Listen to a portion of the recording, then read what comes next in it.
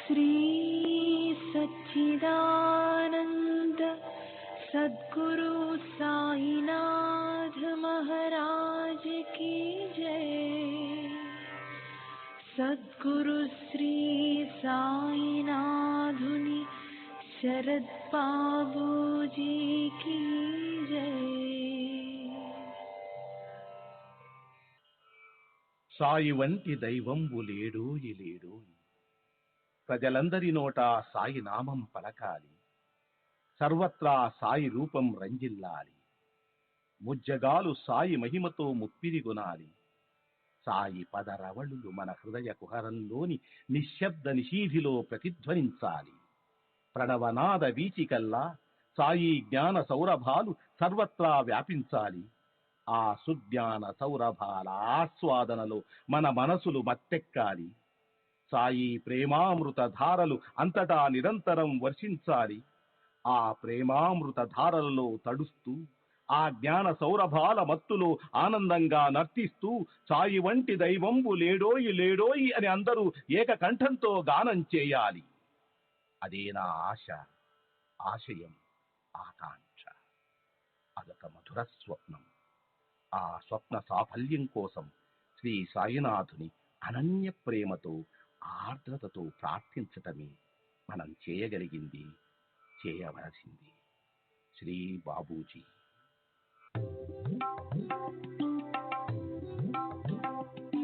Sai Baba, Sai Baba, Sai Baba, Sai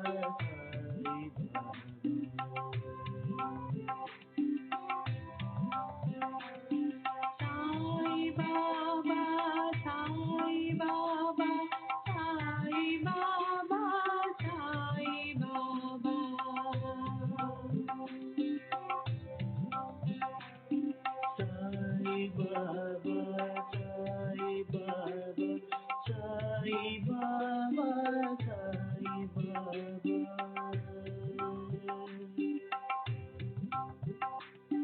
Sai Baba, Sai Baba, Sai Baba, Sai Baba.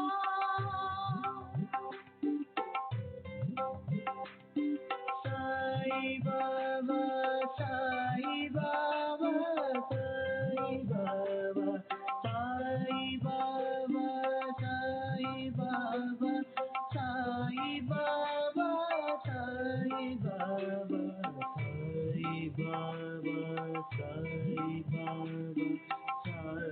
Baba, Sai Baba, Sai Baba, Sai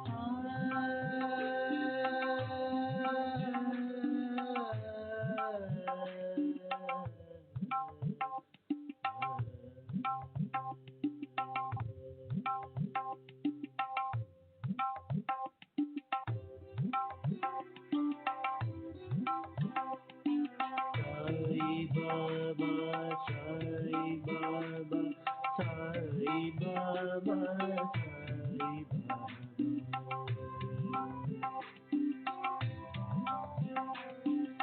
Sai Baba, Sai Baba, Sai Baba, Sai Baba.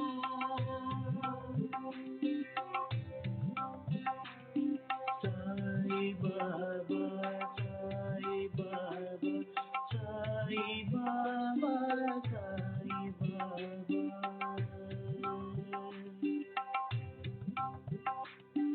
Sai Baba, Sai Baba, Sai Baba, Sai Baba, Sai Baba, Sai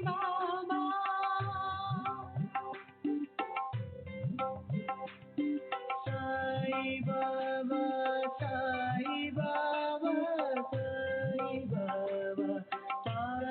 Sai Baba, Sai Baba, Sai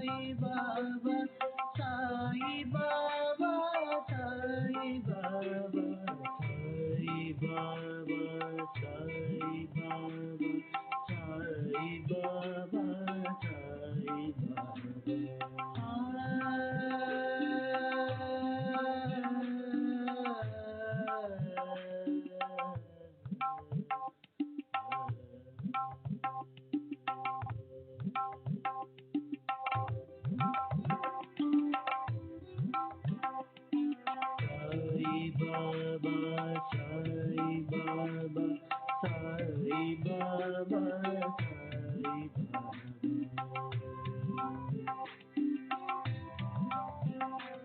Sai Baba, Sai Baba, Sai Baba, Sai Baba.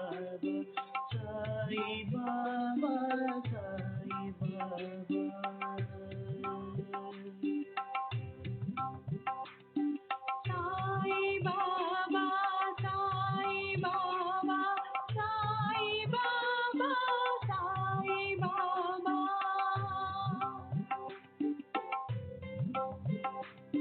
Sai Baba, Sai Baba, Sai Baba, Sai Baba, Sai Baba, Sai Baba, Sai Baba, Sai Baba, Sai Baba,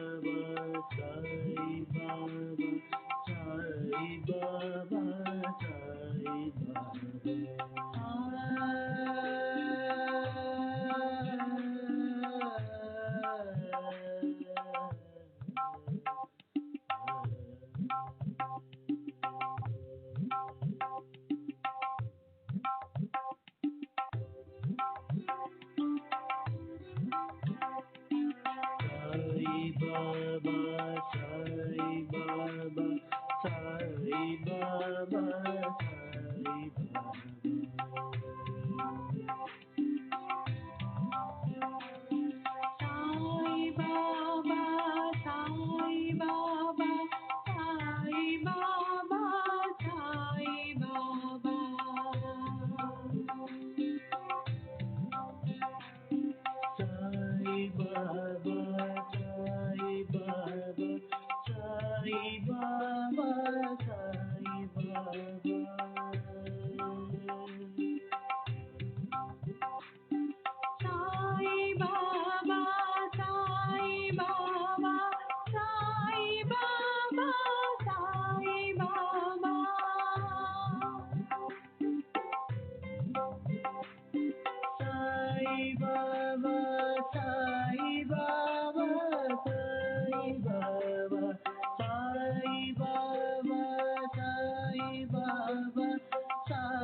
Baba, Sai Baba, Sai Baba, Sai Baba, Sai Baba, Sai Baba, Sai Baba, Sai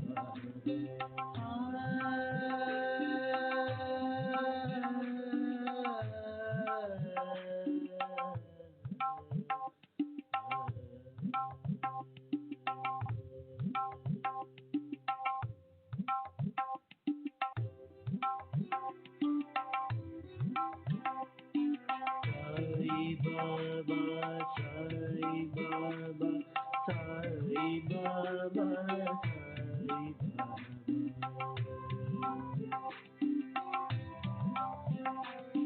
Sai Baba, Sai Baba,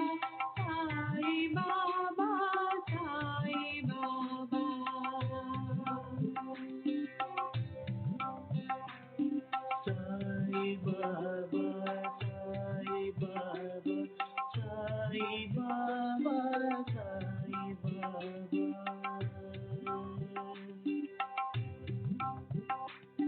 Sai Baba, Sai Baba, Sai Baba, Sai Baba.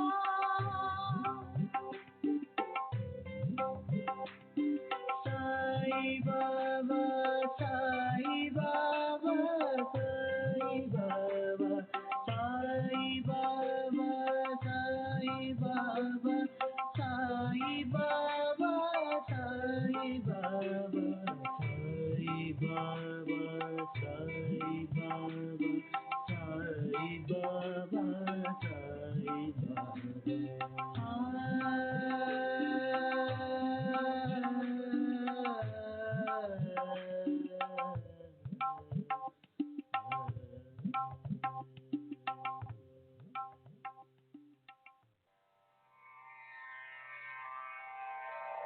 Shri सच्चिदानंद सद्गुरु साईनाथ महाराज की जय। सद्गुरु श्री साईनाथुनि शरद बाबूजी की जय।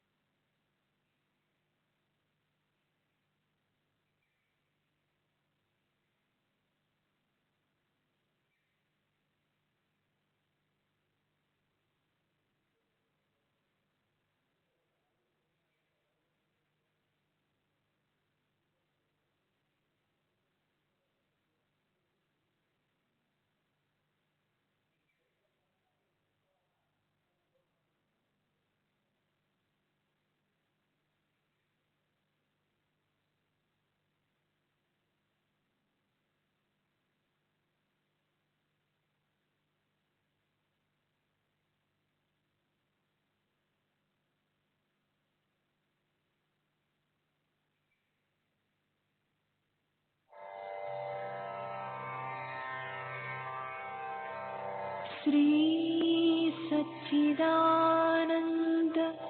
सद्गुरु साईनाथ महाराज की जय। सद्गुरु श्री साईनाथुनि शरद बाबूजी की जय।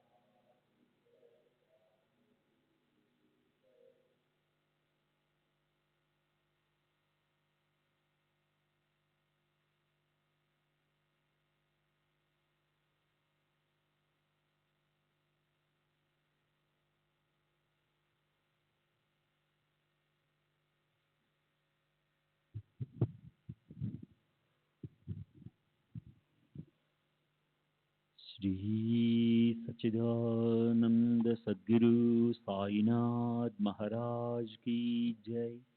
सद्गुरु श्री साईनाथ शरद बाबू जी की जय।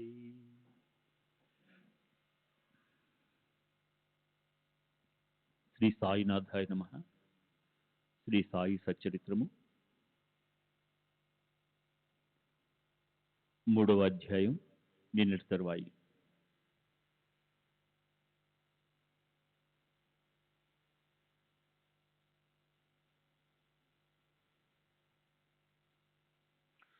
ప్రపంచంలో ఉంటున్న సత్పురుషుల కథ చెవిన పడితే కించిత్తైనా ప్రయత్నం చేయకుండానే సహజంగా శుభం కలుగుతుంది.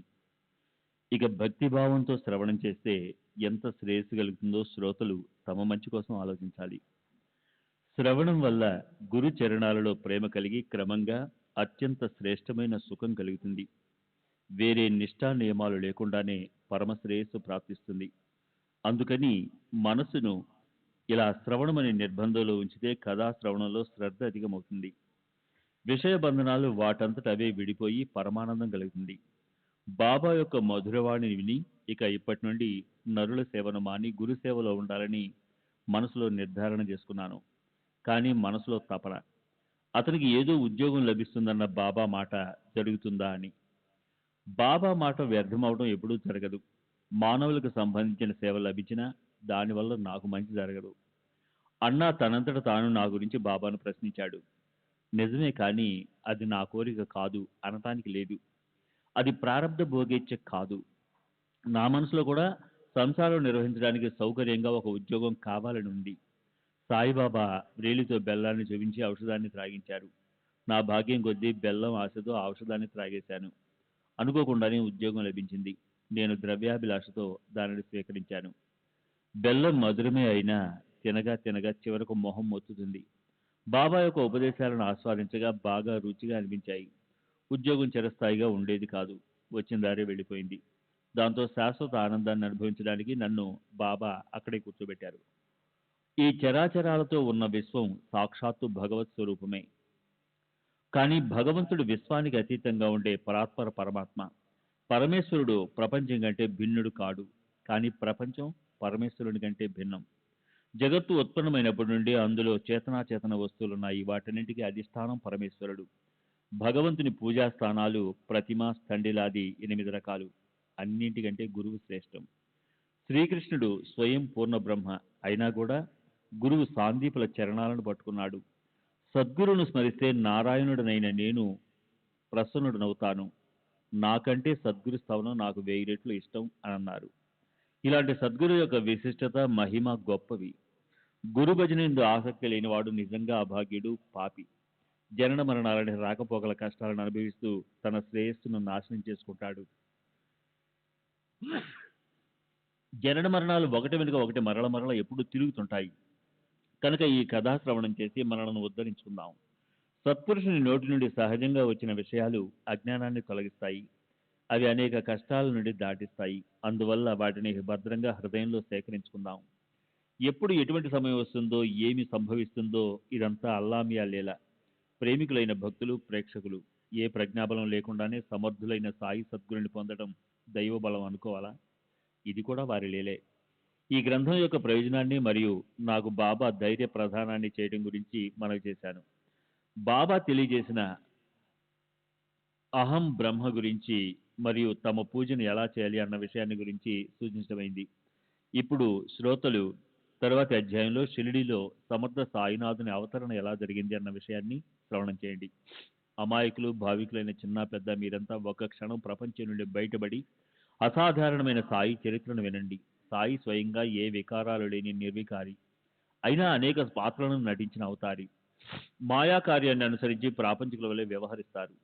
సమర్థ సాయి అన్న చిన్న మంత్రంతో వారి పవిత్ర పాదాలను ధ్యానం చేస్తే భక్తులను భవం నుండి విముక్తులను చేసే ఆ సూత్రధారి చరిత్ర పావనమైనది. ఇటువంటి పావనమైన సాయి చరిత్రను పఠించే వారి నోరు, వినేవారి చెవులు, వారి అంతరంగం పవిత్రమవుతాయి. ప్రేమగా కథాశ్రవణం చేస్తే ప్రపంచ దుఃఖం హరించుకుపోతుంది. సాయి కృపాఘనులు సంపూర్ణమైన శుద్ధ జ్ఞాన బోధన కురిపిస్తారు. లయ, విక్షేపం, కషాయాలు ఇవి శ్రవణంలోని రసాస్వాదంలో నష్టాన్ని కలిగిస్తాయి. ఈ అంతరాయాలను తొలగించుకుంటే శ్రవణం సుఖదాయకమవుతుంది. వ్రతాలు, ఉద్యాపనలు అవసరం లేదు. శరీరాలను శుష్కింపజేసే ఉపవాసాలు అవసరం లేదు. తీర్థయాత్ర పర్యటనలు అవసరం లేదు. చరిత్ర శ్రవణం ఒకటి చాలు. నిష్కపటమైన నిర్మలమైన ప్రేమ ఉండాలి. భక్తిలో ఉన్న మర్మాన్ని తెలుసుకోవాలి. అజ్ఞానం, భేదభావం నశించి పరమార్థం సహజంగా సిద్ధిస్తుంది. ఇది సాధనలతో శ్రమపడవని అవసరం లేదు. ఈ సాయి చరిత్ర శ్రవణం చేసి సంచితం మరియు క్రియామాణ కర్మలను ఏమాత్రం మిగలకుండా చేసుకుందాం. కృపణుడు ఏ ఊర్లో తిరుగుతున్నా అహర్నిశలు అతని మనసులో దాచుకున్న ధనం కనిపించేలా సాయిబాబా మన మనసులో ఎప్పుడూ ఉండాలి. స్వస్తి శ్రీ సంత సజ్జన ప్రేరితము భక్తి హేమాడుబంధ విరచితమైన శ్రీ సాయి సమర్థ సచ్చరితంలో గ్రంథ ప్రయోజనం అనుజ్ఞాపనమను 3వ అధ్యాయం సంపూర్ణం. శ్రీ సద్గురు సాయినాథార్పణమస్తు. శుభం భవతు. శ్రీ సచ్చిదానంద సద్గురు సాయినాథ్ మహారాజ్ కీ జై. सद्गुरु श्री साईनाथ शरद बाबू जी की जय।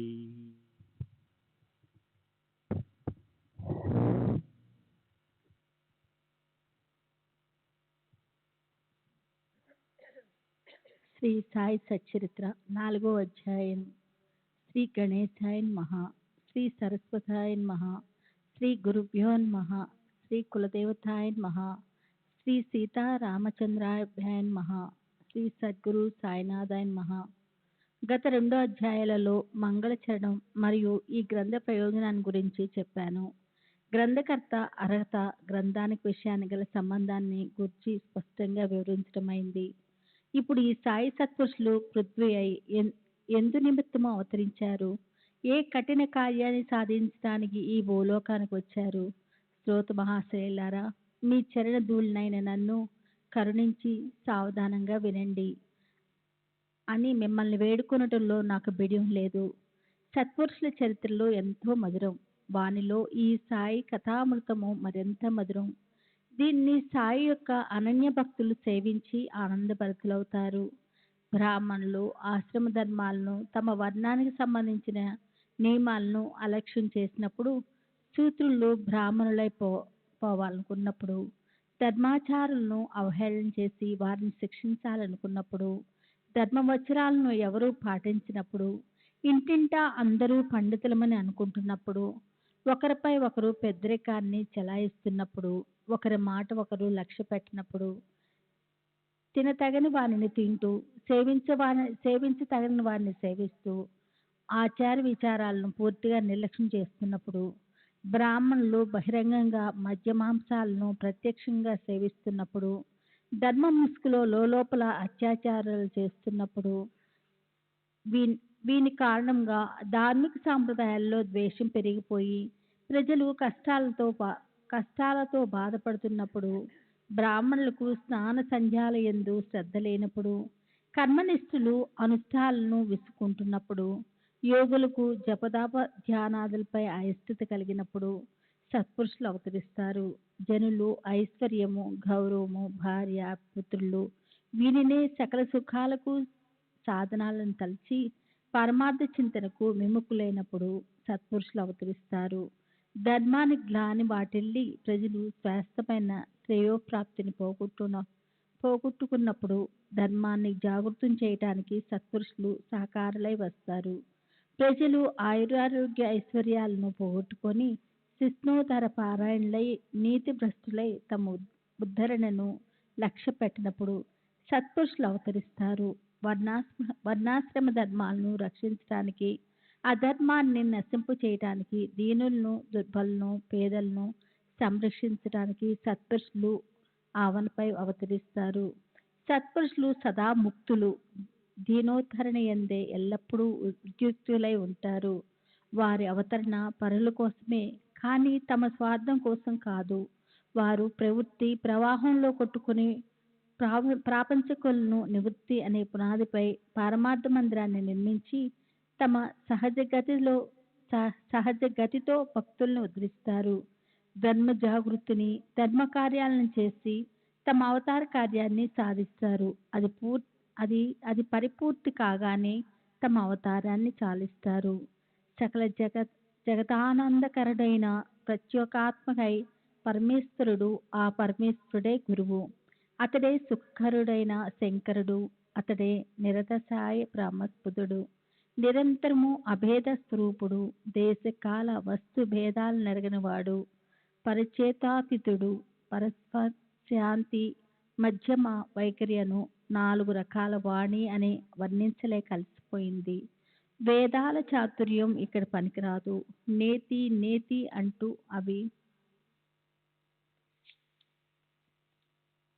అవి ఓడిపోయాయి. షట్శాస్త్రాలు, షడ్దర్శనాలు సిగ్గుపడిపోయాయి. పురాణాలు, హరికథలు అలసిపోయాయి. చివరకు కాయ, వాచ, మనస నమస్కారం చేసే సాధనే మిగిలింది. అత్యంత విచిత్రమైన లీలలు గల ఇటువంటి సాయి సత్పురుషుని పవిత్ర చరిత్రను విని చెవులు పావనమవుతాయి. సకలేంద్రియాలను నడిపించేది వారే. ఈ గ్రంథ రచనకు బుద్ధిని ప్రసాదిస్తూ అనాయాసంగా కథను క్రమబద్ధంగా సూచించేది వారే. వారు అందరిలోనూ అంతర్యామి, బాహ్యాంతర సర్వజ్ఞామి. వ్యర్థంగా నేనెందుకు చింతించాలి? వారు ఒక్కొక్క సుగుణాన్ని తలుచుకుంటే మనోవృత్తి స్తంభించిపోతుంది. మాటలు ఎలా వర్ణించగలవు? వారిని వర్ణించడానికి దృఢ మౌనమే మేలు. పువ్వుల సువాసనను ముక్కుతో గ్రహిస్తాము. శీతోష్ణ స్పర్శలను చర్మంతో అనుభవిస్తాము. సౌందర్యాన్ని నయనాలతో తిలకిస్తాము. ఇంద్రియాలు వాని సుఖాలను అవే అనుభవిస్తాయి.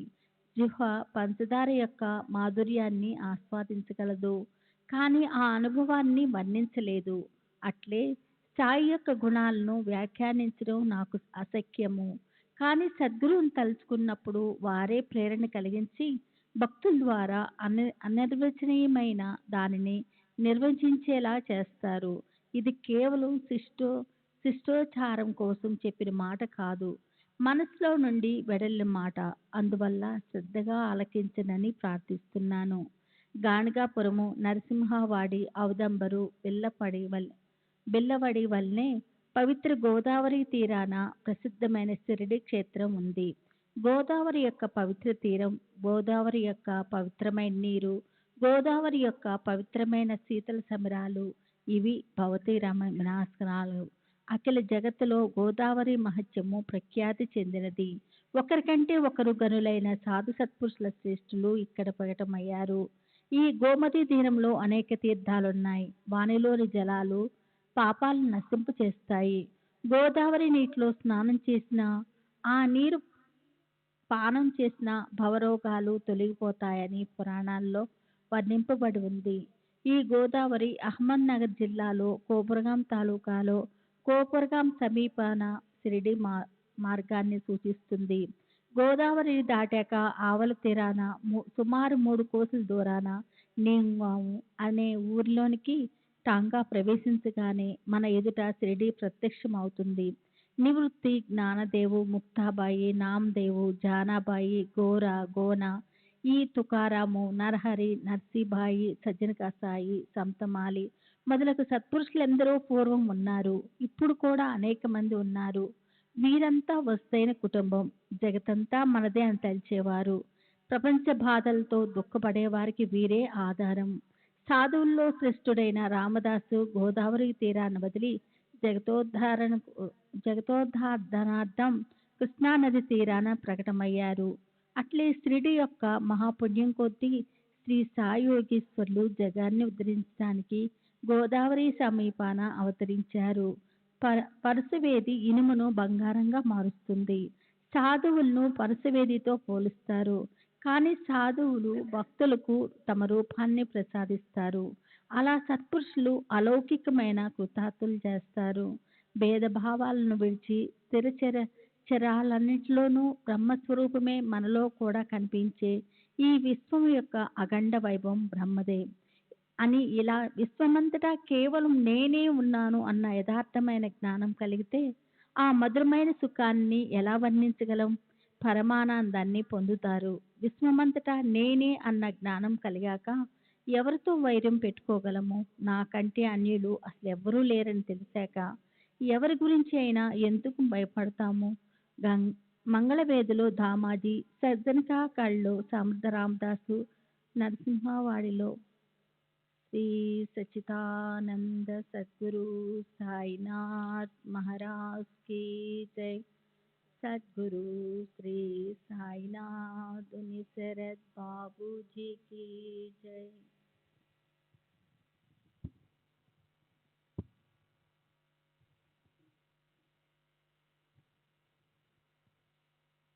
నరసింహ సరస్వతి వలె షిరిడీలో సాయినాథుడు వెలిశాడు. వీరు పరమ దుస్తరమైన మాయా ప్రపంచాన్ని జయించిన వారు. మూర్తీభవించిన జ్ఞాన భండారం. శాంతి వారి భూషణం. వైష్ణవులకు వారు పుట్టినిల్లు.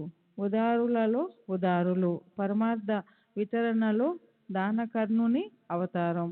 సారాలలో సారం ఈ సాయి. నసర్వమైన వానియందు వారికి ప్రీతి లేదు. వారి మనోవృత్తి ఆత్మస్వరూపంలో విలీనమై ఉంటుంది. పరమప్రాప్తి అందే వారి లక్ష్యం. అట్టి వారి స్థితిని ఎలా వర్ణించగలం? ఐహిక విషయాలలో ఉత్కర్ష పకర్షలు లేక పరలోక విషయాలలో హర్షశోకాలకు చలించక వారి అంతఃకరణం అద్దం వలె నిర్మలంగా ఉంటుంది. వారి వాక్కు నుండి ఎల్లప్పుడూ అమృతం వర్షిస్తుంది. ధనికులు, పేదలు, దీనులు, బలహీనులు అందరి పట్ల వారి దృష్టి సమానం. వారు మానవ అవమానాలకు అతీతులు. సర్వజీవులలోనూ నిండి ఉన్న భగవత్ స్వరూపులు. వారు జనులతో తిరుగుతారు, మాట్లాడుతారు, దేవదాసీల నాట్యాన్ని అవలోకిస్తారు, గజల్ గానం వింటూ ఊగుతూ ఉంటారు. కానీ వారి సమాధి అవస్థ కించిత్తైనా భంగం కాదు.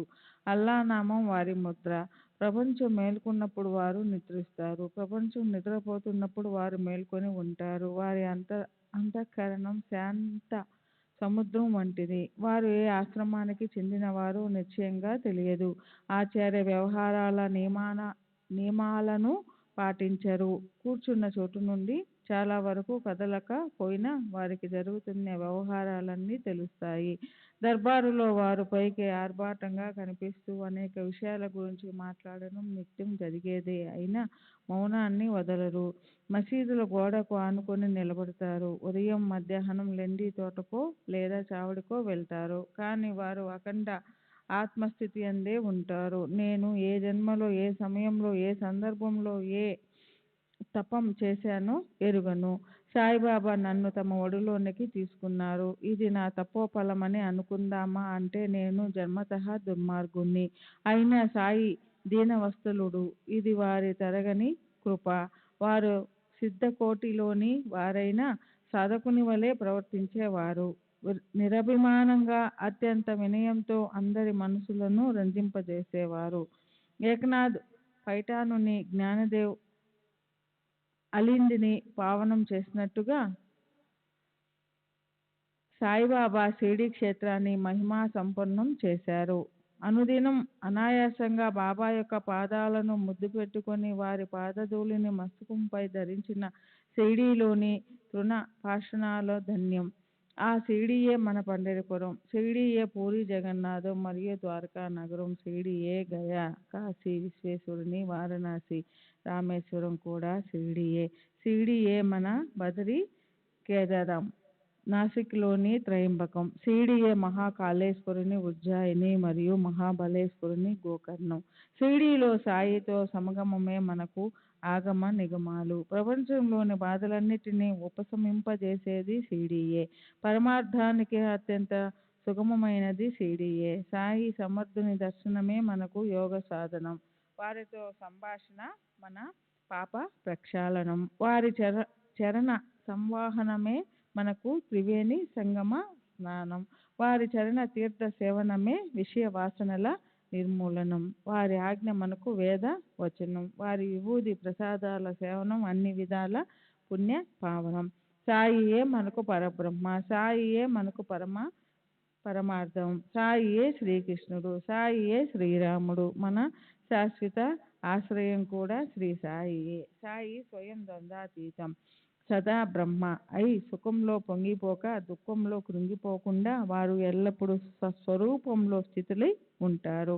షిరిడీ కేవలం కేంద్రస్థానంగా ఉన్న పంజాబు, కలకత్తా, హిందుస్థాను, గుజరాతు, దక్కన్, కర్ణాటకలతో బాబా యొక్క క్షేత్రం అతి విస్తారం. షిరిడీలోని సమాధియే సాధువులందరికీ కూడలి. అక్కడికి చేరుకునే మార్గంలో అడుగడుగున జీవుల గ్రంథులు విడిపోతాయి. సమాధి దర్శనం చేసుకున్నంత మాత్రాన జన్మ సార్థకమవుతుంది. ఇక వారి సేవలో జీవితాన్ని గడిపిన వారి భాగ్యాన్ని ఎంతని వర్ణించను. మసీదు పైన, చావడి పైన అందమైన పతాకాలు భక్తులను చేతులతో ఆహ్వానిస్తున్నట్లుగా ఆకాశాన ఎగురుతూ ఉంటాయి. బాబా మహాత్ములని వారి కీర్తి ప్రతిష్టలు ఊరూరా వ్యాపించాయి. కొందరు నిజమైన శ్రద్ధతో వారికి మొక్కుకుంటారు. కొందరు దర్శనంతో సంతుష్టులవుతారు. ఎవరి మనసు ఎలా ఉన్నా సరే నిర్మలంగా గాని కుటిల బుద్ధి గాని వారి దర్శన మాత్రంతో మనసు శాంతిస్తుంది. అందుచేత జనులు ఆశ్చర్యపోతారు. పండరిపురంలో విఠల రకుమాబాయి దర్శనంలోని ఆనంద అనుభవాన్ని, ఆ విఠల దర్శనాన్ని సాయిబాబా షిరిడీలో ప్రసాదిస్తారు. ఇది ఎవరికైనా అతిశయోక్తి అని అనిపిస్తే విఠలుని యందు దృఢమైన భక్తి కలిగిన గౌలీ బువ మాటను వింటే మీ సందేహం తీరుతుంది. బువ పండరిపురానికి వెళ్ళే యాత్రికుడు. ప్రతి సంవత్సరం నియమంగా పండరిపురానికి వెళ్ళేటప్పుడు షిరిడీకి కూడా వచ్చేవాడు. అతనికి బాబాపై అమితమైన ప్రేమ. అతని వెంట తోడుగా ఒక శిష్యుడు, ఒక గాడిద ఉండేవి. అతని జిహ్వ ఎప్పుడు రామకృష్ణ హరి అని నామాన్ని పలికేది. అతని వయసు 95 సంవత్సరాలు. గంగా తీరంలో చాతుర్మాసాలు ఉండి మిగతా 8 నెలలు పండరిపురంలో ఉండేవాడు. ప్రతి ఏడు బాబాను దర్శించేవాడు. బాబా వైపు తదేకంగా చూస్తూ సాక్షాత్ కరుణాళువు అనాథనాథుడైన పండరీనాథుడు ఇతడే అని వినయంగా అనేవాడు. జరి అంచు దోవతి కట్టుకోగానే ఎవరైనా సాధువులైపోగలరా? బాగా శ్రమపడి ఎముకలు పూసగా రక్తం నీరుగా మారేలా కష్టపడాలి. ఏ ప్రయాస లేకుండా దేవుడైపోగలరా? వీరే ప్రత్యక్ష పండరీనాథుడు. ప్రపంచం పిచ్చిది. ఈ దృఢమైన భావంతో దైవత్వాన్ని గ్రహించండి. పండరీనాథుని యందు భక్తి ఉన్న భగవద్భక్తుడు ఇలా చెప్పగా, ఇక పామరునైన నా అనుభవం ఎంతటిది? శ్రోతలు తమ అనుభవాలతో గ్రహించాలి. సాయిబాబాకు నామస్మరణ యందు మిక్కిలి ప్రీతి. హనుమంతుడు అల్లా మాలిక్ అని అంటూ ఉండేవారు. రాత్రింబవళ్ళు తమ సమ్ముఖంలో నామసప్తాహనాలను చేయించేవారు. ఒకసారి దాసగనుకు నామసప్తాహనం చేయమని ఆజ్ఞాపించారు. దాసగను వారితో చేస్తాను గాని విఠలుడు సాక్షాత్కరించాలి మరి అని అన్నాడు. అప్పుడు బాబా తమ చేతిని గుండెపైన వేసుకుని దాసగనుతో భక్తిభావం ఉంటే విఠలుడు తప్పక ప్రకటమవుతాడు. ఠాగూర్నాథుని ఢంకాపురి, విఠలుని పండరిపురం, శ్రీకృష్ణుని ద్వారకా నగరం ఇదే. చూడ్డానికి ఎక్కడో దూరానికి వెళ్ళే అవసరం లేదు. విఠలుడు ఎక్కడో వేరే ఏకాంత స్థలం నుండి లేచి రావాలా? భక్తి ప్రేమలో ఆతురత ఉంటే ఇక్కడే ప్రకటమవుతాడు. పుండలీకుడు తల్లిదండ్రుల సేవ చేసి దేవాది దేవుణ్ణి మోహితుణ్ణి చేసి వశపరుచుకున్నాడు. అతని భక్తిభావానికి భగవంతుడు ఇటుక పైన నిల్చుండిపోయాడు అని అన్నారు. నామసప్తాహనం సమాప్తి కాగానే దాసగనుకు షిరిడీలో విఠలుని దర్శనమైందని అంటారు. బాబా వచనాలు అనుభవంలోనికి వచ్చాయి. ఒకసారి కాకాసాహెబ్ దీక్షిత్ ప్రాతకాలం తన నియమానుసారం స్నానం అయ్యాక ఆసనంలో ధ్యాన నిమగ్నుడై ఉండగా అతనికి విఠలుని దర్శనం అయ్యింది. తర్వాత బాబా దర్శనానికి వెళ్ళగా బాబా విఠల్ పటేలు వచ్చాడు కదా, అతనిని కలిసావా అని విచిత్రంగా ప్రశ్నించారు. ఆ విఠలుడు పారుపోతూ ఒక క్షణమైన అలక్ష్యం చేసి దృష్టిని మరలిస్తే పారిపోతాడు. గట్టిగా మేకు కొట్టి అతనిని కదలకుండా ఉంచు అన్నారు. ఇది ప్రాతకాలం జరిగింది. మధ్యాహ్నం మరో అనుభవం. విఠలుని దర్శన వైభవం. ఎవరో వేరే ఊరి వారు పండరీపుర 25 విఠలుని చిత్రపటాలు అమ్ముకోవాలని వచ్చారు. దీక్షిత్కు ఉదయం ధ్యానంలో కనిపించినటువంటి ఫోటోలు పూర్తిగా అదే రూపం. అది చూచి అతడు ఆశ్చర్యపోయాడు. బాబా మాటలు గుర్తుకు తెచ్చుకున్నాడు. అమ్ముకునే వానికి డబ్బిచ్చి ఎంతో ప్రేమతో ఒక పటాన్ని కొనుక్కొని భక్తిగా పూజలో పెట్టుకున్నాడు. విఠలుని పూజ యందు సాయికి గల ఆదరణను కనబర్చే శ్రవణ మనోహరమైన మరొక అందమైన కథను ఆనందంగా వినండి. భగవంతరావు క్షీరసాగర్ యొక్క తండ్రి విఠలుని భక్తి శ్రేష్ఠుడు. పండరిపుర యాత్ర తరచూ చేసేవాడు. వారి ఇంట్లో విఠలుని విగ్రహం ఉంది. తండ్రి స్వర్గస్థుడవగానే పూజ అర్చనలు, నైవేద్య సమర్పణలు ఆగిపోయాయి. శ్రాద్ధ కూడా ఆగిపోయింది. పండరి యాత్ర గురించి మాటే లేదు. ఈ భగవంతరావు షిరిడీకి వచ్చినప్పుడు బాబా అతని తండ్రికి గుర్తు చేస్తూ, ఇతని తండ్రి నా స్నేహితుడు, అలా స్నేహితుని కుమారుడే ఇతడు. అందువలనే నేను ఇతన్ని ఇక్కడికి లాక్కొని వచ్చాను. ఇతడు ఎప్పుడూ నైవేద్యం పెట్టకుండా నన్ను కూడా పస్తులు ఉంచుతాడు. శ్రీ సచ్చిదానంద సద్గురు సాయినాథ్ మహారాజ్ కీ జై. సద్గురు శ్రీ సాయినాథ్ సరస్వతి కీ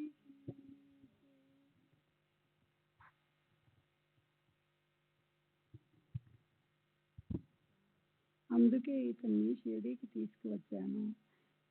ఇప్పుడు ఇతనికి గుర్తు తెచ్చి మరలా ఇతడు పూజ ప్రారంభించేలా చేస్తాను అని చెప్పారు. ఒకసారి ఒక విశేషమైన పర్వదినాన దాసగనుకు ప్రయాగ తీర్థంలో స్నానం చేయాలన్న కోరిక కలిగింది. బాబా అనుమతి కోసం వారి వద్దకు వచ్చాడు. అతనితో బాబా దానికోసం అంత దూరం వెళ్ళవలసిన అవసరం లేదు. ఇదే మన ప్రయాగ తీర్థం. నీ మనస్సులో దృఢమైన విశ్వాసం ఉంచు అని చెప్పారు. నిజంగా ఎంతటి ఆశ్చర్యకరమైన విషయం! దాసగను బాబా చరణాలపై శిరస్సునుంచగానే వారి 2 బ్రొటన వేళ్ల నుండి గంగా యమున నీరు ప్రవహించింది. ఆ చమత్కారాన్ని చూసి దాసగను గగుర్పాటు చెందాడు. బాబా యొక్క అనుగ్రహానికి అతని కళ్ళ నుండి అశ్రుధారలు కారాయి. వైఖరికి స్ఫురణ వచ్చింది.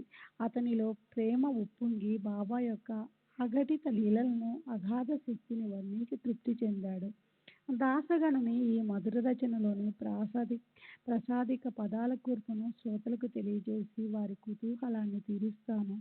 సద్గురుదేవా, మీ యొక్క శక్తి అగాధం. మీ లీల అమోఘం. దయామయ, మీరు అజ్ఞానులైన జీవులను భావబంధాల నుండి తరింపజేసే నౌక. వేణుమాధవుడివై మీ చరణ ద్వయాలను ప్రయాగ చేసి ఉభయ అంగుష్టాల నుండి గంగా యమునల ప్రవాహాన్ని చూపారు. బ్రహ్మ విష్ణు మహేశ్వరుల త్రిగుణాత్మక మూర్తి అయిన మీరు సాయి సమర్థులై భూమిపై విహరిస్తున్నారు. ఒకప్పుడు బ్రహ్మ వలె జ్ఞానాన్ని బోధిస్తారు. ఒక్కొక్కప్పుడు తమోగుణంతో రుద్రరూపం ధరిస్తారు. మరొకప్పుడు శ్రీకృష్ణుని వలె బాలలీలను ప్రదర్శిస్తారు. అప్పుడప్పుడు భక్తుల మనస్సు అనే సరోవరంలో హంస వలె విహరిస్తారు. మిమ్మల్ని యవ్వనులు అందున మీరు చందనం అంటే ప్రీతి, హిందువులు అందున మీరెప్పుడు మసీదులో సుఖంగా ఉంటారు, శ్రీమంతులు అందున భిక్షాటన చేస్తారు, పోని ఫకీరు అని అందున దానంలో కుబేరుణ్ణి లజ్జితుణ్ణి చేస్తారు. మీ నివాసం మసీదులో, అక్కడ భక్తులకు విభూది ప్రసాదించటానికై దునిలో అహర్నిశలు అగ్ని ప్రజ్వరిల్లుతుంటుంది. భక్తుల ఉదయం నుండి మీ పూజలు చేస్తారు. మధ్యాహ్నం సూర్యుడు తలపైకి వచ్చినప్పుడు మీకు హారతి ఇస్తారు. భక్తుల పార్షదగణం వలె నలువైపులా నిలబడి మీకు దీవెనలు వింజామరలు వీస్తారు. సన్నాయి, డోలు, గంట బాగా మ్రోగుతాయి. దందరులు పట్టీని ధరించి ద్వారం వద్ద జయ జయ ధ్వనులు పలుకుతారు. హారతి సమయంలో దివ్యాసనంలో మీరు శ్రీ మహావిష్ణువులా కనిపిస్తారు. సాయంకాలం దునియెదుట కూర్చుని మదనాంతకుడై పరమశివునిలా కనిపిస్తారు. ఈ విధంగా ప్రతిరోజు మీ వద్ద మాకు త్రిమూర్తుల లీలలు అనుభవమవుతున్నాయి. అయినా ఈ మనస్సు ఇంకా విచ్చలవిడిగా తిరుగుతుంది. దీనిని స్థిరంగా ఉంచమని వేడుకుంటున్నాను. నేను అధముణ్ణి, మహాపాతకుణ్ణి. మీ చరణాల వద్దకు శరణుజొచ్చి వచ్చాను. గురుదేవా, ఈ దాసగణ్ణి త్రితాపాలను నివారించండి. భయంకరమైన తమ పాప ప్రక్షాళనకై ప్రజలు గంగ వద్దకు వెళ్తారు. అయితే తన పాపాలను తొలగించుకోవటానికి గంగ సత్పురుషుల చరణాలను ఆశ్రయించవలసి ఉంటుంది. అందువలన ఈ సాయి సత్పురుషుని పవిత్ర చరణాలను వదిలి గంగా, గోదావరి తీర్థయాత్రలకు వెళ్ళవలసిన అవసరం లేదు. సాయి యొక్క మధుర చరిత్రను, వారి స్తోత్రాన్ని భక్తిగా వినండి.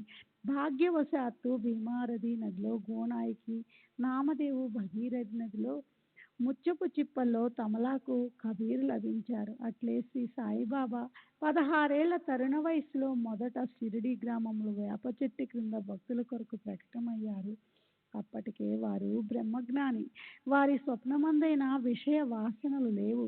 వారు మాయను తరిమివేశారు. ముక్తి వారి చరణాలలో విలీనమైంది. వారు ఏ దేశంలో, ఏ పవిత్ర వంశంలో, ఏ తల్లిదండ్రుల గర్భాన జన్మించారో ఎవ్వరికీ తెలియదు. వారి పూర్వచరిత్రను కూడా ఎవ్వరూ ఎరుగరు. వారి తల్లిదండ్రులు ఎవరు అని అడిగి అంతా అలసిపోయారే కానీ వారి వివరాలు ఎవరికీ తెలియలేదు. వారి తల్లిదండ్రులను, ఆప్తులను, సకల సంసారాన్ని, జాతి మతాలను, ప్రపంచ వ్యవహారాలను త్యజించి ప్రజల హితార్థం షిరిడీలో ప్రకటమయ్యారు. షిరిడీలో ఒక వృద్ధ నారి నానా చోప్దార్, ఒక తల్లి సాయిబాబా చరిత్రలో విశేషాన్ని చెప్పింది. వారు ప్రథమంగా అత్యంత అందమైన బాలునిగా వేప చెట్టు కింద స్థిరాసనంలో కనిపించారు. ఆ బాలుని సుందర రూపం చూసి ప్రజలు అత్యంత ఆశ్చర్యపడ్డారు. కోమలమైన చిన్న వయసులో ఎండను, చలిని సమానంగా సహించగల కఠిన తపస్సులో ఉన్నారు. వారి బాల్యస్థితిని చూసి గ్రామస్తులంతా ఆశ్చర్యపోయారు. ఆ బాలుని దర్శనార్థం జనం ఎక్కడెక్కడి నుంచో వచ్చేవారు. అతనికి పగలు ఎవరి సాంగత్యం లేదు, రాత్రి ఎవరి భయం లేదు.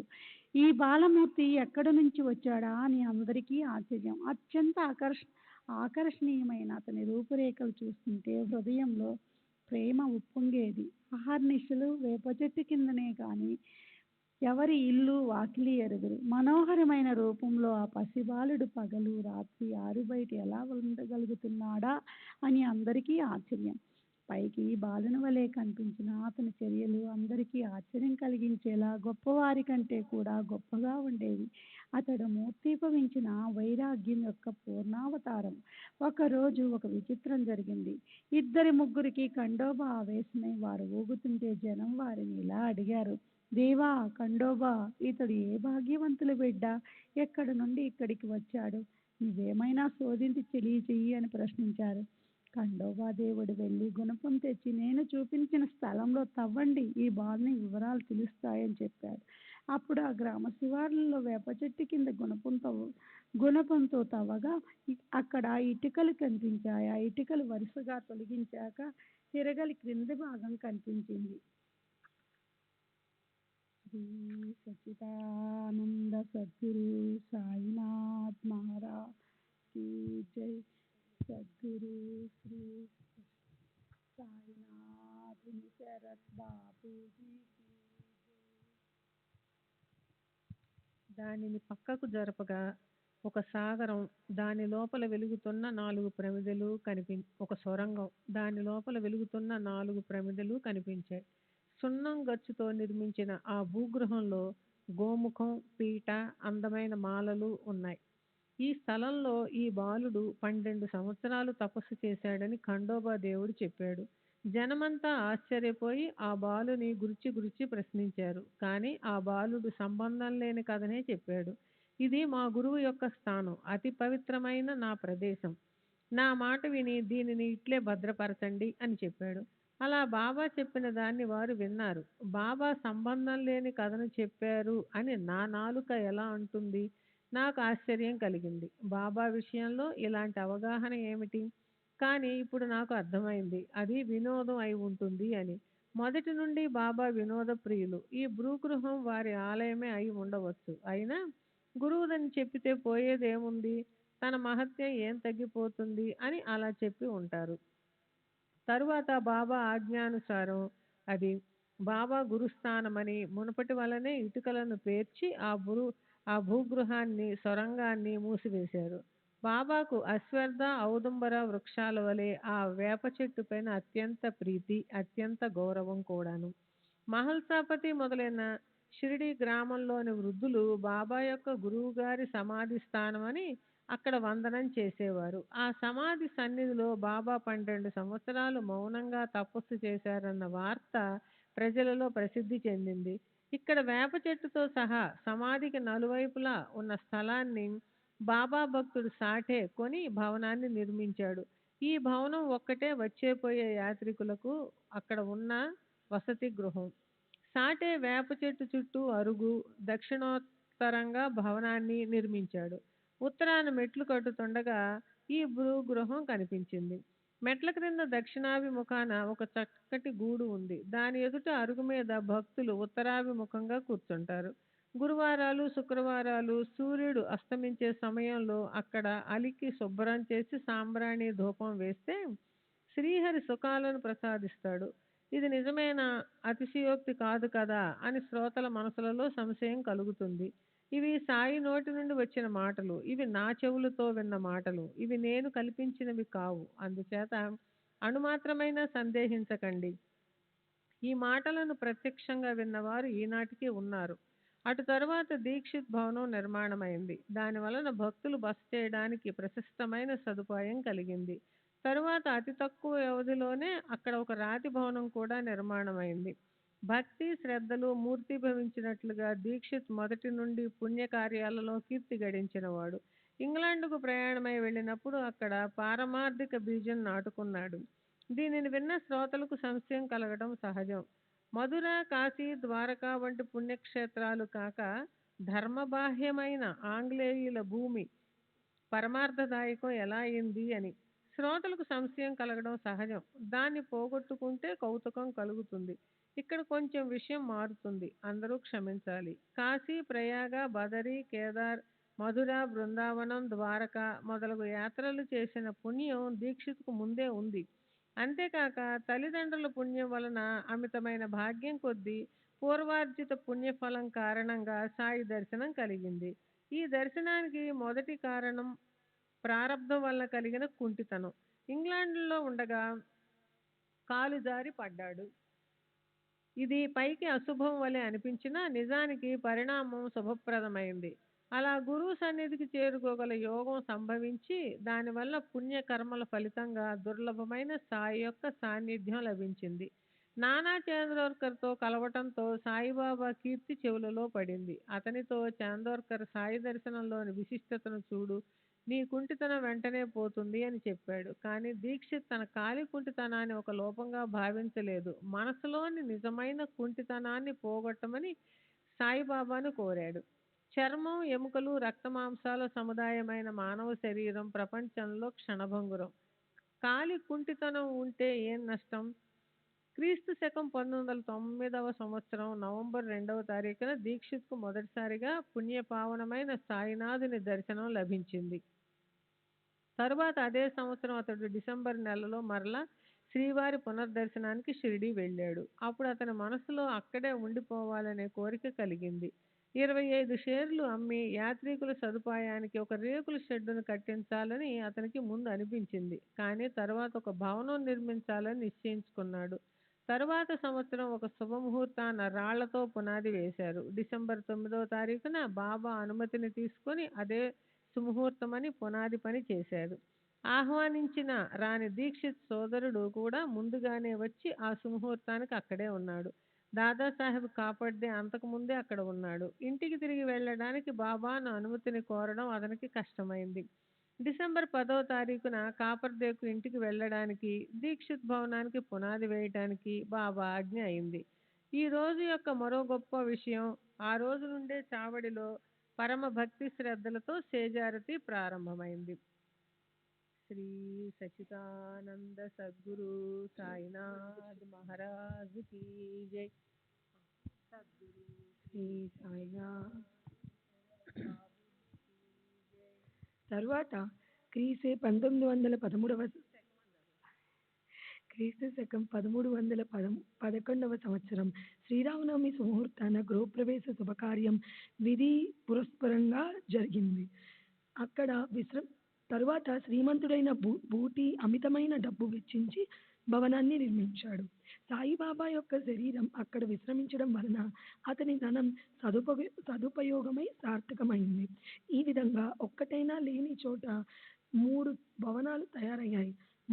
మొదట సాటేగారి భవనమే అందరికీ చాలా ఉపయోగకరంగా ఉండేది. ఈ వాడాకు మరో ఘనత. మొదట ఈ స్థలంలోనే బాబా స్వయంగా తమ హస్తాలతో నిర్మించిన పూల తోట ఉండేది. ఈ తోటను గురించిన చిన్న కథను తరువాతి అధ్యాయంలో వర్ణిస్తాను. హేమాడ్ శ్రోతల సమేతంగా సాయి చరణాలయందు మస్తకాన్నుంచుతున్నాడు. వామన తాత్య కుండలివ్వగా సాయి సమర్థులు బంజరు భూమిలో మొక్కలు నాటి నీరు పెట్టి తోటను తయారు చేశారు. తర్వాత గుప్తమయ్యారు. ఆ తర్వాత వారికి ఔరంగాబాదు వద్ద చాంద్ పాటిల్ను కలిశాడు. అతని ఇంటి పెళ్లివారితో బాబా మరలా షిరిడీ వచ్చారు. అక్కడ దేవీదాసుని కలుసుకోవడం, జానకిదాస్తో స్నేహబంధం, బాబా గంగకీరు ఒకరినొకరు చూచుకోవడం, ఈ ముగ్గురు షిరిడీలో కలవటం, మొహినుద్దీన్తో కుస్తీ పట్టినప్పటి నుండి బాబా మసీదులో నివసించటం, వారికి డెంగ్లేపై ప్రీతి కలగటం, బాబా వద్ద భక్తులు గుమికూడటం మొదలగు కథలను తరువాతి అధ్యాయంలో శ్రవణం చేయండి.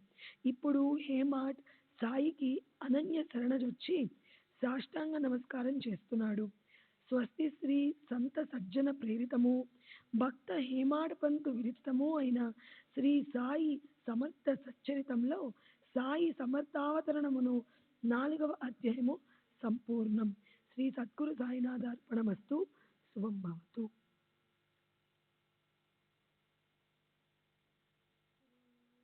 सच्चिदानंद सद्गुरु साईनाथ महाराज की जय.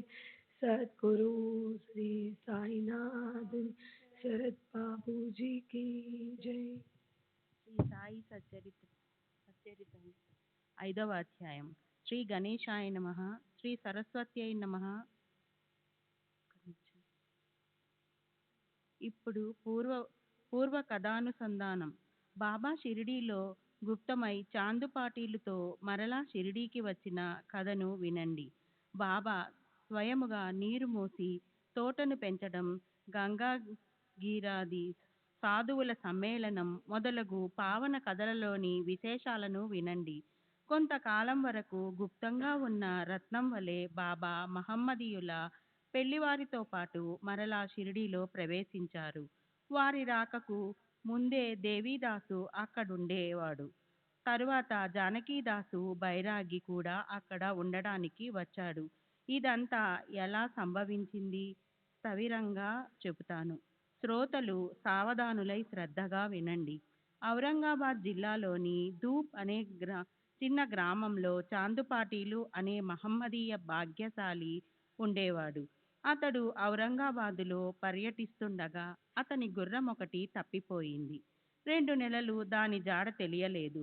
ఇంకా ఏం లభిస్తుంది అని పాటీలు పూర్తిగా నిరాశ చెందాడు.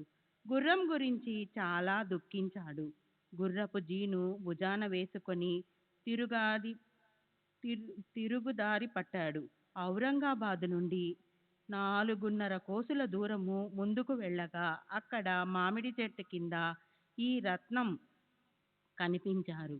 వారి తలపై టోపీ, శరీరం పైన కఫ్ని, చంకలో సటకా ఉన్నాయి. వారు పొగాకు నలిపి గొట్టంలో నింపి చిలుము తయారు చేశారు.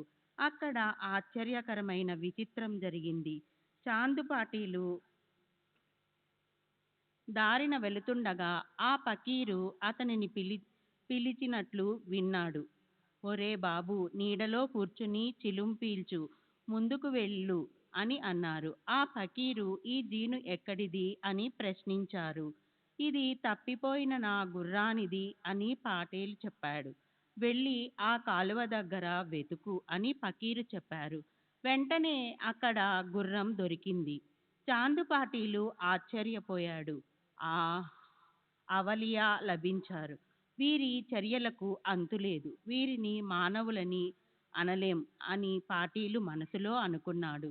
తరువాత అతడు గుర్రాన్ని తీసుకొని తిరిగి ఫకీరు ఉన్న చోటికి వచ్చాడు. ఫకీర్ అతనిని తన వద్ద కూర్చోబెట్టుకొని చిమ్టాను చేతిలోకి తీసుకున్నాడు. అక్కడే మట్టిలో గుచ్చాడు. లోపల నుండి మండుతున్న నిప్పును తీసుకొని చిలుం గొట్టంపై ఉంచి సటక తీసుకున్నాడు. ఆ సమీపంలో గుడ్డముక్క తడపటానికి నీరు ఎక్కడా లేదు. సటకా చేతిలోకి తీసుకొని నేలపై కొట్టగా వెంటనే నీరు పైకి వచ్చింది. దానితో గుడ్డను తడిపి నీటిని పిండేసి చిలుం గొట్టానికి చుట్టాడు. తను పీల్చి పటేలుకు కూడా ఇచ్చాడు. పటేలుకు మతిపోయింది. నాతో వచ్చి మా గృహాన్ని పావనం చేయండని ప్రార్థించాడు. లీలా విగ్రహదారులైన బాబా పటేలును అనుగ్రహించారు. ఆ మరునాడు పటేలు గ్రామానికి వెళ్ళి అతని ఇంట కొంతకాలం బస చేసి తరువాత షిరిడీకి మరలా వచ్చారు. ఈ చాందుపాటీలు ధూప్ గ్రామానికి అధికారి. అతని భార్య యొక్క మేనల్లునికి షిరిడీలో సంబంధం కుదిరింది.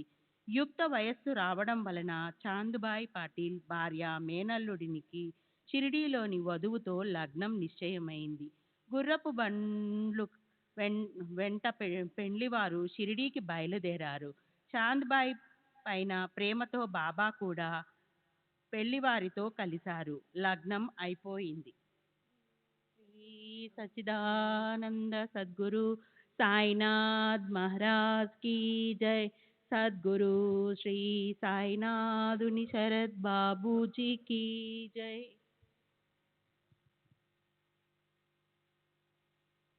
శ్రీ గుర్రపు గుర్రపు బండ్ల వెంట పెండివారు షిరిడీకి బయలుదేరారు.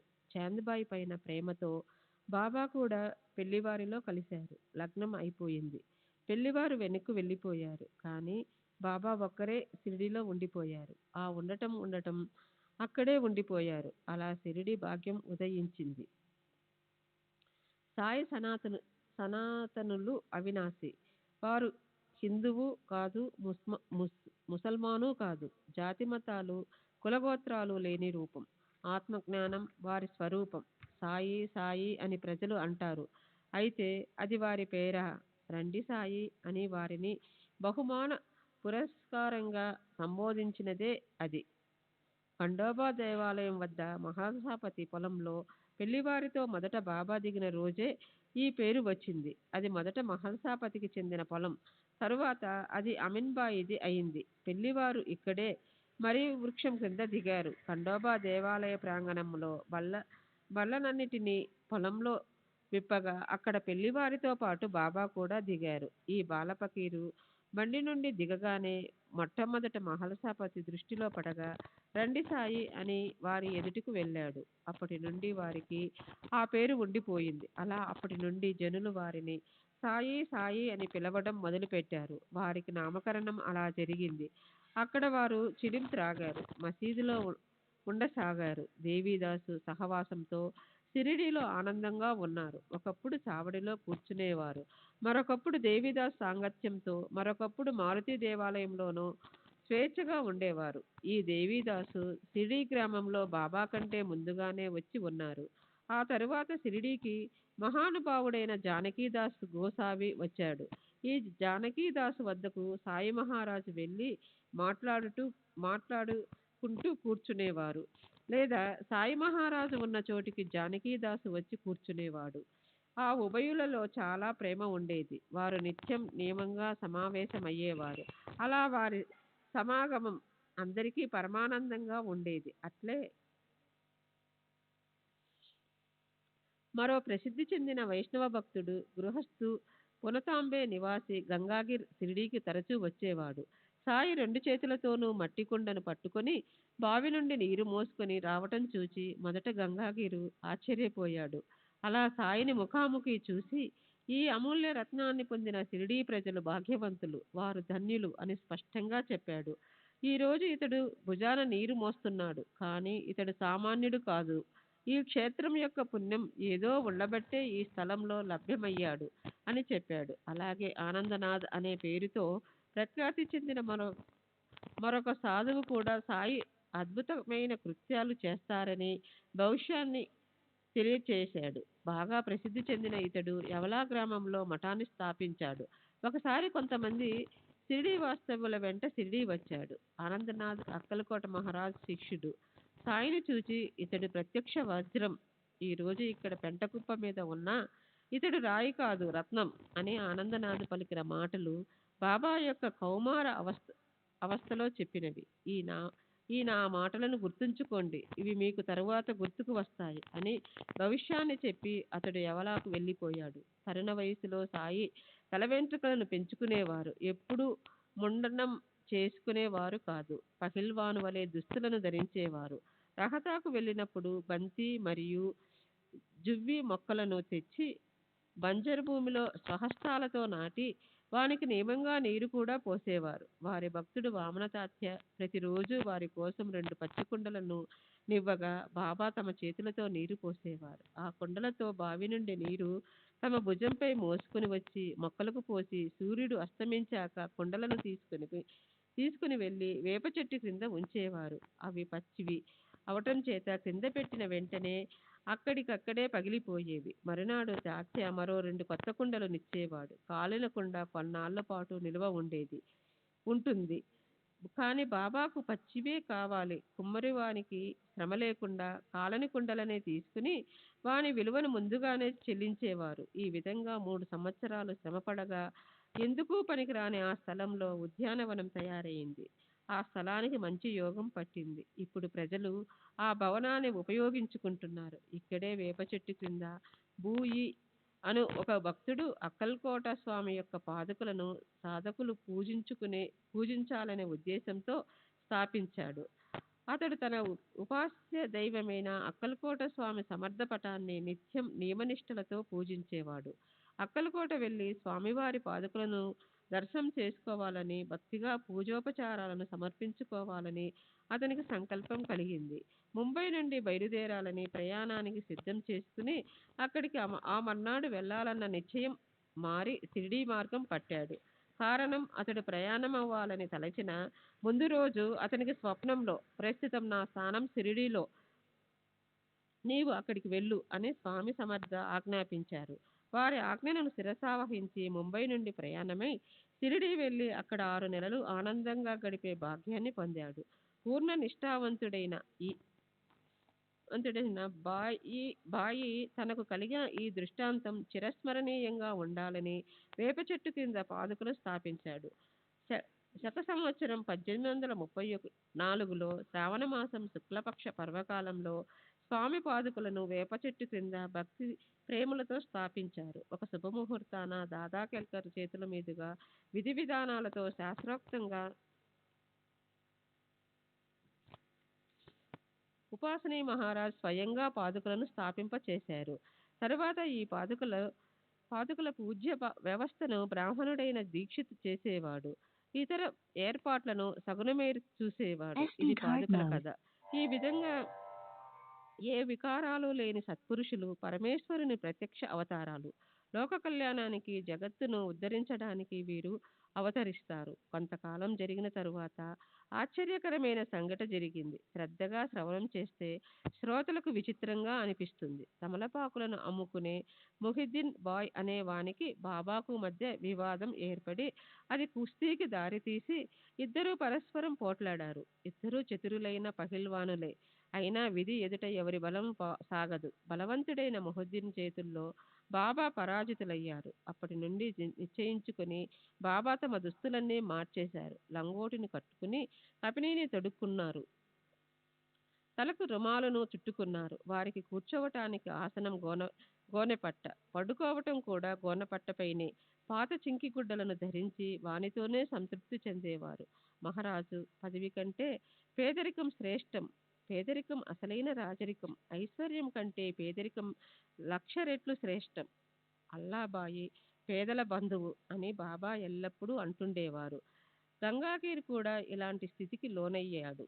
అతనికి కుస్తీలపై ఎంతో మోజు. ఒకసారి కుస్తీ పడుతుండగా అతనికి వైరాగ్యం కలిగింది. యోగ్యమైన సమయం సమీపించింది. ఒక సిద్ధపురుషుని వాణి పలికింది, దేవునితో ఆడాలి. అలా ఆడుతూ శరీరం అరిగిపోవాలి. అతడు కుస్తీ పడుతుండగా అనుగ్రహ రూపమైన ఈ వాణి అతని చెవులలో పడింది. అంతే, ప్రపంచానికి త్రిలోదకాలు వదిలి అతడు పరమార్థ సాధనలో పడ్డాడు. కొనతాంబే సమీపంలో గోదావరి నది యొక్క ఉభయ ప్రవాహాల మధ్య ఇతని మఠం ఉంది. ఇతని సేవకై శిష్యులు కూడా ఉన్నారు. సాయిబాబా ఏదైనా సరే అడిగే వాటికే జవాబిచ్చేవారు. వారెప్పుడూ స్వయంగా ఎవరితోనూ మాట్లాడేవారు కాదు. పగలు వేప చెట్టు క్రింద కూర్చునేవారు. ఒక్కొక్కప్పుడు గ్రామ శివారులలో ఉన్న కాలువ దగ్గర తుమ్మ చెట్టు క్రింద నీడలో కూర్చునేవారు. మరొకప్పుడు మధ్యాహ్నం గాని సాయంత్రం గాని అక్కడి నుండి మైలు దూరంలో ఉన్న నీమ్గాం పరిసరాలకు వెళ్ళేవారు. అలా పగలు స్వేచ్ఛగా విహరించేవారు. నీమ్గాం యొక్క జగీర్దార్ పదవిలో ప్రసిద్ధుడైన త్రయంబక డేంగలే ఇంటిలో ఉన్న బాబాసాహెబ్ డేంగలే పైన బాబాకు అమితమైన ప్రేమ. నీమ్గాం గ్రామానికి వెళ్ళినప్పుడు బాబా ఇతని ఇంటికి వెళ్ళి రోజంతా అతనితో ప్రేమగా మాట్లాడేవారు. అతని తమ్ముడు నానాసాహెబ్కు పుత్ర సంతానం లేక మనసులో బాధపడేవాడు. మొదటి భార్యకు సంతాన యోగం లేకపోవటం వలన ద్వితీయ వివాహం చేసుకున్నాడు. అయినా విధి తప్పించుకోలేనిది. దైవ నిర్ణయం అగాధం. అతనిని బాబాసాహెబ్ సాయి దర్శనానికి పంపాడు. బాబా యొక్క ఆశీర్వాదానుగ్రహాలతో నానాకు పుత్ర సంతానం కలిగింది. ఆ తరువాత సాయిబాబా దర్శనానికి జన సముదాయం గుంపులు గుంపులుగా రాసాగారు. సాయి యొక్క కీర్తి అలా అభివృద్ధి అవుతూ వారి విషయం అహ్మద్ నగర్ వరకు పాకింది. అక్కడి ప్రభుత్వ కార్యాలయానికి నానాసాహెబ్ తరచూ వస్తుండేవాడు. అక్కడే చిదంబర కేశవ్ ఆ జిల్లా కలెక్టర్ వద్ద కార్యదర్శితో బాబా యొక్క లౌకిక పరివారం కూడా పెరిగింది. సాయిబాబాకు ఎవరి సాంగత్యం అవసరం లేకపోయినా భక్తి పరివారం రోజంతా వారి చుట్టూ మూగి ఉండేది. శ్రీ సచ్చిదానంద సద్గురు సాయినాథ్ మహారాజ్ కి జై. సద్గురు శ్రీ సాయినాథ్ నిశరద్ బాబూజీ కి జై.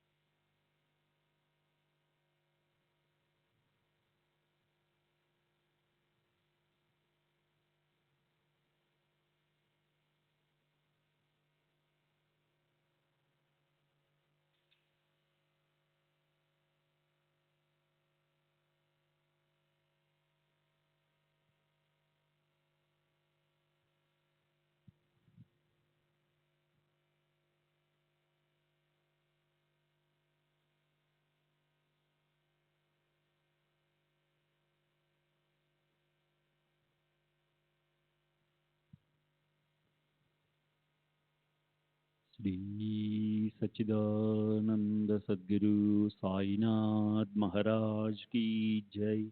सद्गुरु श्री साईनाथ निशरद बाबूजी की जय.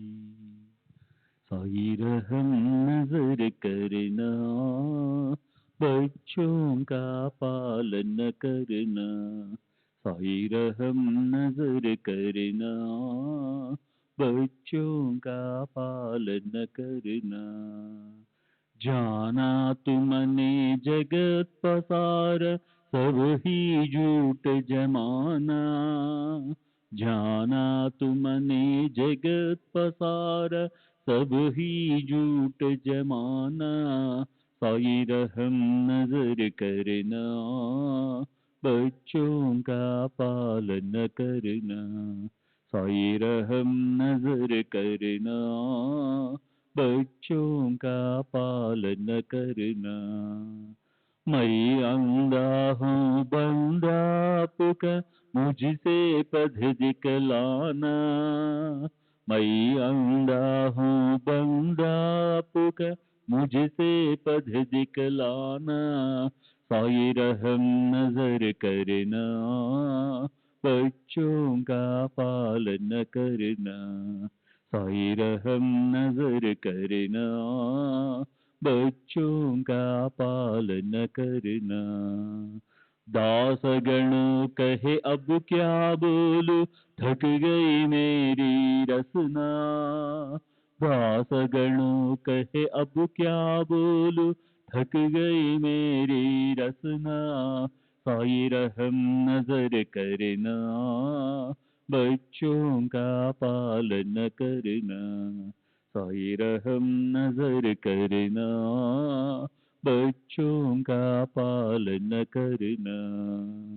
रहमो नजर करो अब मोरे साई, तुम बिना नहीं मुझे माँ बाप भाई, रहमो नजर करो मैं अंधा हूँ बंदा तुम्हारा, मैं अंधा हूँ बंदा तुम्हारा, मैं ना जानू, मैं ना जानू, मैं ना जानू अल्लाह इलाही, रहमो नजर करो, रहमो नजर करो अब मोरे साई, तुम बिना नहीं मुझे माँ बाप भाई, रहमो नजर करो।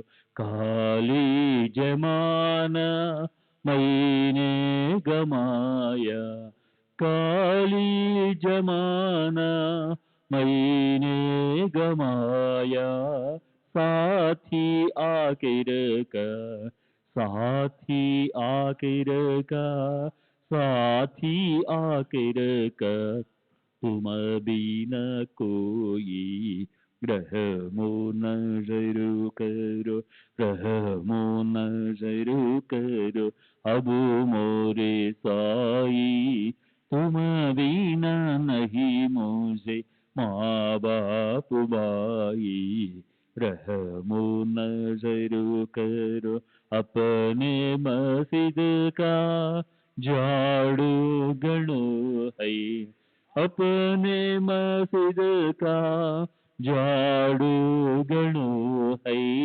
मालिक हमारे, मालिक हमारे, मालिक हमारे, तुम बाबा साई, रहमो नजर करो, रहमो नजर करो अब मोरे साई, तुम बिना नहीं मुझे माँ बाप भाई, रहमो नजर करो।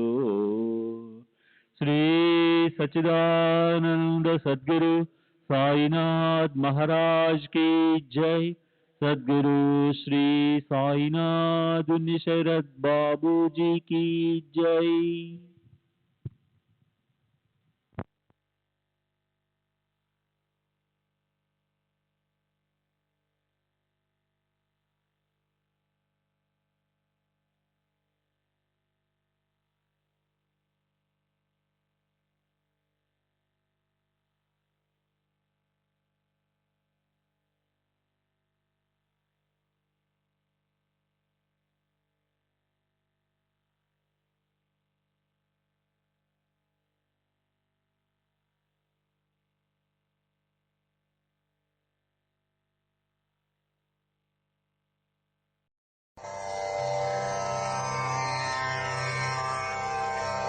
श्री सच्चिदानंद सद्गुरु साईनाथ महाराज की जय। सद्गुरु श्री साईनाथुनि शरद बाबू जी की जय।